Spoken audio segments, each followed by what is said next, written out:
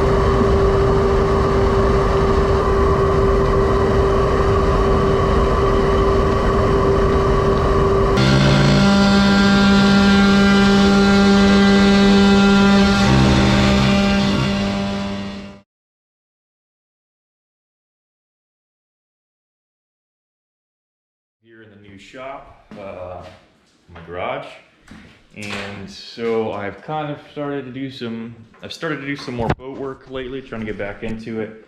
I've got my setup over here. Most of my supplies down here. In here. I need to add some shelves for sure. But so far so good. My little shop buddy, he's getting into trouble here. So what I'm getting into is the transom repair. So there's a stiffener back of the transom that the rudder gudgeons mount on, specifically, but it runs from the bottom of the boat, against the transom from the bottom of the boat up to the top of the deck. And the bottom half is rotted out, as seen in an earlier video. And so I had knocked all the rot out. So what I'm gonna try to do is basically the upper plywood that's in there, you really can't get to it unless you cut out the back of the cockpit, which would be pretty awful. So anyway, that plywood up there seems to be serviceable, so I'm gonna leave that be. And what I did, I actually originally bought exterior grade plywood because it was relatively cheap. And messed around with tapering it here. I'm not going to be able to get a good taper. I'm not a really good craftsman. I'm not a carpenter. I'm going to ballpark the taper. West Systems recommends a taper of 8:1, and the plywood I'm working with is 1/2 inch, so that comes out to 4 inches. And it's not going to be a perfect taper, but I'm going to mix up the epoxy and filler, and hopefully that'll make up for any of my errors in an imperfect taper and an imperfect scarf joint. But anyway, so I did started with the exterior plywood, and my OCD really got to me. I ended up shopping around, and I did find some marine grade plywood, and it is god awful expensive. I don't know what you want to say how much it costs. It costs $150 for a 4 foot by 8 foot piece of 1/2 inch Douglas fir marine grade plywood, and that's grade AB. So I guess still learning about my plywoods, but I think the outer is A grade and the interior are B's. I believe that's what that is. Or maybe one side's A, the other side's B. Anyway, it's supposed to be pretty good structural plywood. The only thing is I had an option of 1/2 inch or 3/4, and I couldn't really find anything nearby because the actual transom, it's just shy of 5/8. Maybe it is 5/8, and you know, just like most wood, it seems that actual measurements are less than advertised. Like, you know, the 2x4 is what is it? It's 1.5 by 3.5 or something. But anyway, so I'm sticking with the 1/2 inch plywood. What's existing in there is about 5/8. So not quite ideal. I'm just gonna taper as best I can, and then what I'm gonna do is lay up fiberglass over the whole thing. And hopefully that will make up for the difference in thickness. As I like to say, it's not crossing an ocean. It should be strong enough. This is definitely better than using exterior grade plywood, which in my research and amateur experience, which is not a lot, I guess you can use exterior grade plywood in a pinch. Really what triggered it for me is when, the guy that I bought it from, I went to a lumber yard and he sold me sign board, and I found out sign board is basically exterior plywood, and it had like a pulpy paperback to it almost. I think it's like a phenolic resin mixed with like pulp or some type of fiber. I ended up sanding that down because I was just gonna get it to the outer veneer of actual wood, and what happened is the knots just started falling off, and there's another piece where the knots just started falling out. Not this one, but obviously there's that piece there. But anyway, that made me think about the quality of the wood and the strength. It probably would have been fine, realistically, but my OCD got the best of me, and I went out and bought marine grade plywood, although the 1/2 inch versus 5/8 is really bothering me, but I'm gonna send it anyway. I do need to make new hatch boards. These are in rough shape, as can be seen. I think this is gonna make a really nice hatch board. And I'm gonna get it all varnished and everything. It'll be nice. I like having that little shelf in there, I think. I don't know, we'll see. Maybe I'll transfer this stuff over. And here's the other hatch board. It's not too happy, and I don't think I'm gonna do a vent on it, but we'll see. Maybe down the road, but I need to remake them at some point. But so it gave me an excuse to buy this as well. They wouldn't sell me a half sheet. They said a full sheets only. And man, it is so expensive. And it was in perfect shape until the guys grabbed it with the forklift and like smeared this stuff on it. And it really wouldn't be a big deal, except for I paid $150 for this. And I want it to be perfect. I put some acetone on this one and started cleaning it up, and I think I can clean it up more. And then I scratched it putting it in my truck, which bothered me even more. So there's that. I'm gonna get started in a transom of the boat, or I'm gonna go crawl under the deck. And Captain, what are you doing? Hey, Captain, come here. Come here. Good boy. You say hi? Hey, buddy. Yeah, he's cool. He gets annoying at times. He was being really loud, so I took him out of his cage to come hang out with me. And but I gotta watch out for him because he gets into trouble real quick. Isn't that right, buddy? That's right. Okay. So this is the shop is coming along. I'm gonna ramble at the shop a little bit if that's cool. Feel free to skip ahead. So I used to be an AC guy, and I've got 3 of these. This one I just have it wired so I can plug it in. These are 120 volt furnace blowers. And so I have this one, and I have 2 more up in the attic. What I'm gonna do is install exhaust. So one over there, one over here, and then build fiberglass box up top to help kind of dampen noise and always in direct airflow. And then have the vent on the back side. It's gonna be on the gable. That way I'm not cutting through any of the concrete. I'll just cut through the wood up in the attic. And man, it's great having a garage finally and not having the carport and just working outside.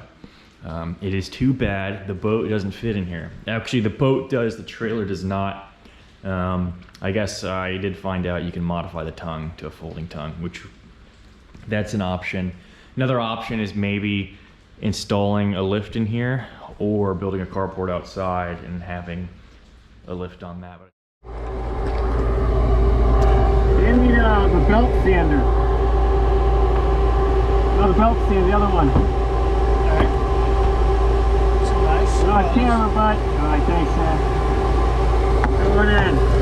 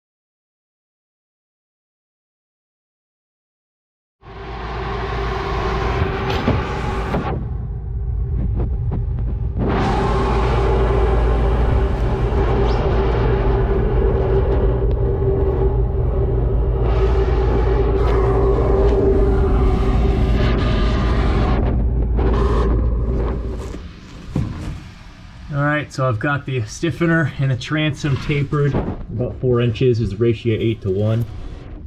What I thought was 5/8 plywood is actually 1/2 inch plywood, which is good because that's what I bought.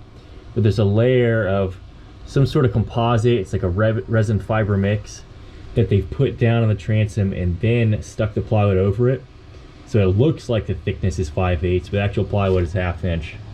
So I'm going to try to repeat what they've done. With a mixture of the epoxy and the West Systems, I believe it's 404 high density filler, if that's the right number. Alright, I just ripped this little piece of wood. It's about 8 by 7.5, and then my taper is going to be 4 inches. So let's get started.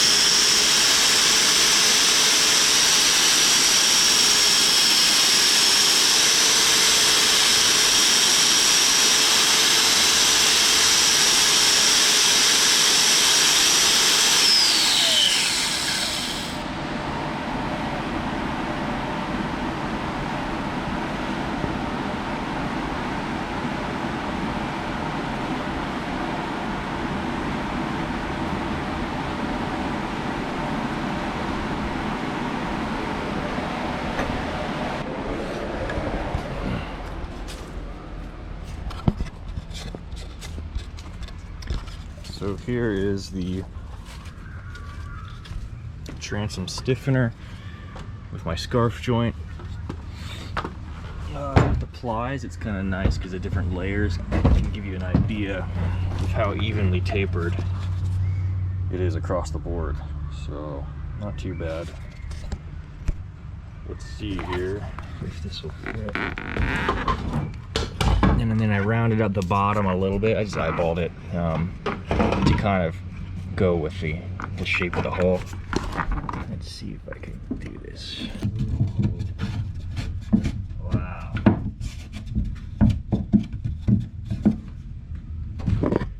See, it's not perfect, but for my first attempt, I'm not totally disappointed.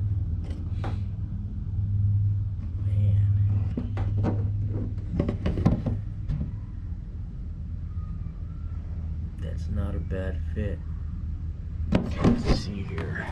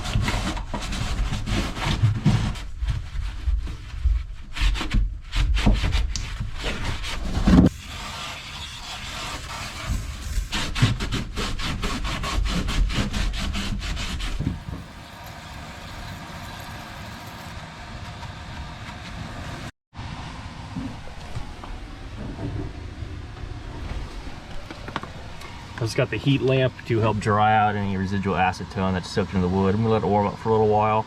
I'm gonna take that little bracket out. Everything's gonna get epoxied over, and I'll epoxy over the splice piece, the marine plywood, and we'll get this thing epoxied in place. All right. And while I'm at it, I'm just gonna coat this exposed wood with epoxy just to seal it up. It's outside here, and sometimes the rain splashes and gets on that wood. Oh, you're recording. You are recording. Yeah, it's like the effect. Okay. You know. Okay, so here we are coming to the shop then, into the light. Okay, so here is the... So this is getting epoxied in place in here, and right now I have a heat lamp on to warm everything up. Scuba's laughing very hard right now. She's laughing. Oh, is this the best time for this? I don't know, but we're gonna do it. We're gonna do it anyway. So this is getting epoxied in the inside of here. It'll face this way. So I've got the heat lamp on it right now because I soaked everything in acetone. So the heat lamp is it's helping the wood dry out, because we clean it with acetone to remove oils and waxes and the contaminants that the epoxy might not want to stick to. So we're cleaning the contaminants. But anyway, and it's a little cooler. I think we're like 60 degrees, so everything needs to be warm. I can't remember the minimum temperature for the epoxy. I think it's like, it might be 55 or 60, somewhere around there. Anyway, gonna keep everything nice and warm inside here.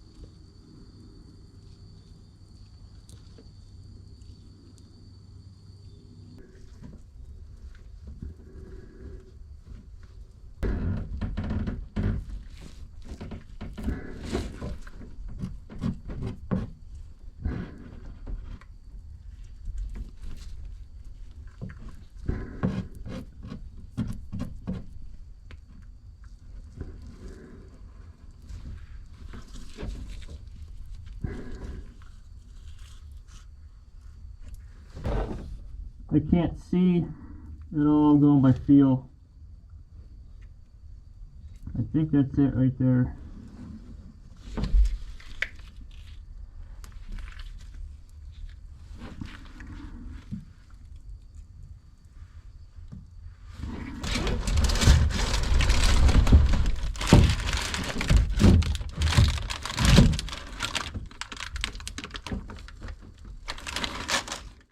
Okay guys, let's go take a look here real quick. It's really difficult to get underneath the rear of the cockpit seating back by the transom stiffener. I mean, I'm in there, I'm like working like this. I can barely move my arm, so it's hard to get perfect. I think this is gonna be adequate. So it doesn't really look great. Oh yeah, I've got the brick with a piece of wax paper around it. I'm just resting against it. So I pushed in the piece of wood until I had some excess squishing out. Man, I kind of want to do a little more squish, but at this point, I'm not going to mess with it anymore. It should be good enough. So I have a little bit of a squish with some squeeze out of the side. Did my fillet on the 90-degree angles there as best I could. And obviously the heat lamp lighting's making it look all funny. So we'll take a look at it tomorrow once it's cured. But I think it's just going to be adequate. And yeah, it's not perfect, but I couldn't get to it easily, so I think that's the best we're going to do here. And look, we even have some squeeze out of the lower gudgeon, or the old holes from it. I'm just going to wipe off some of this excess so it's less sanding. Get this out of the way. I kind of want it to fill in the holes a little bit. There we go. Okay.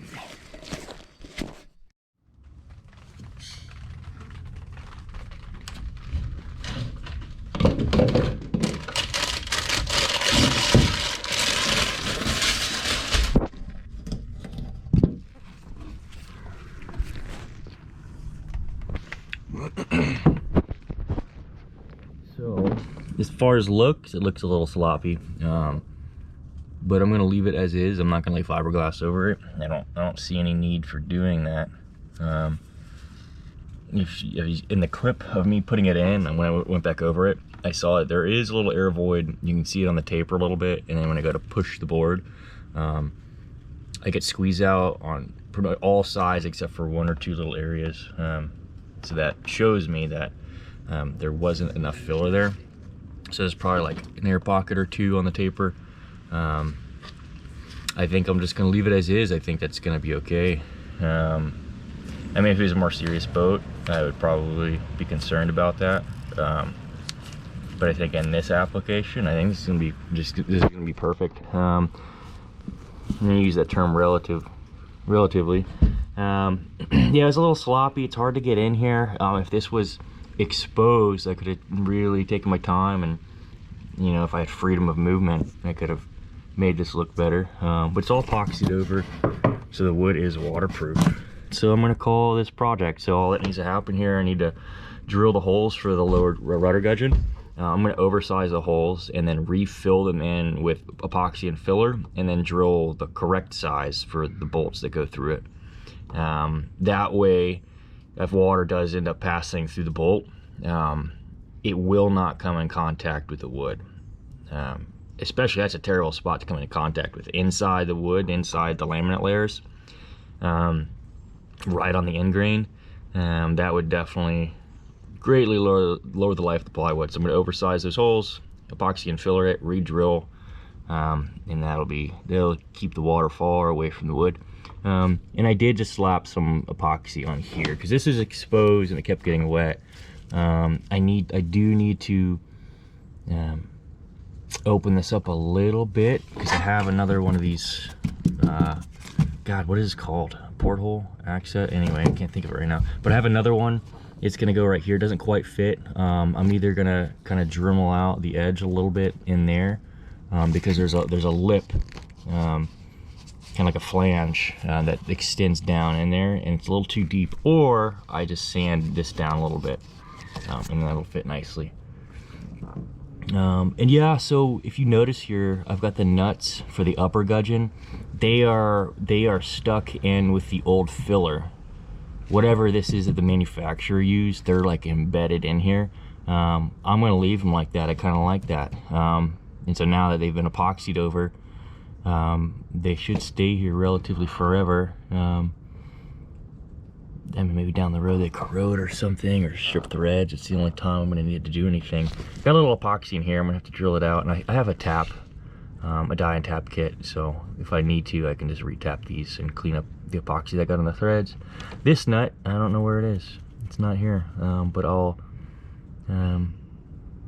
find it. I'm probably not gonna epoxy that one in place. I'm just gonna leave these ones because they're already there.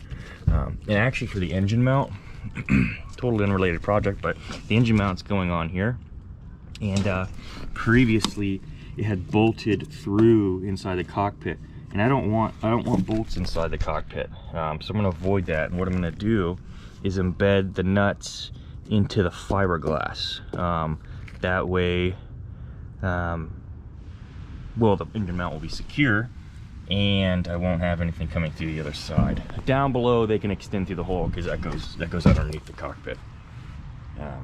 So, and then what else? Oh, this actually I forgot about. So my rear stay, or my rear chain plate for my back stay, where are the holes for it? There's actually nuts embedded in there, and I'm